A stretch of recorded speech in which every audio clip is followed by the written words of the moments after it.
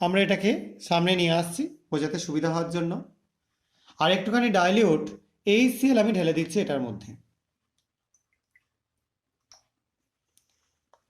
তো দুটো মিলিয়ে একটা সলিউশন করা হয়ে গেল। এবার এই সলিউশনটা একটু সামান্য আমি সেক করে রেখে দিলাম।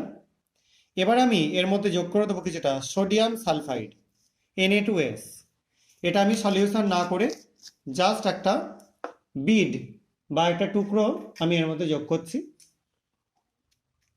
আপাতত এখানে বিড পাচ্ছি না, আমি এখানে ফ্লেক্স পাচ্ছি, সেটাই আমি যোগ করে দিচ্ছি। দেখতে পাচ্ছ তোমরা, এটা একটু যোগ করলাম এবং যোগ করবার পর আমরা কিছুটা ওয়েট করব।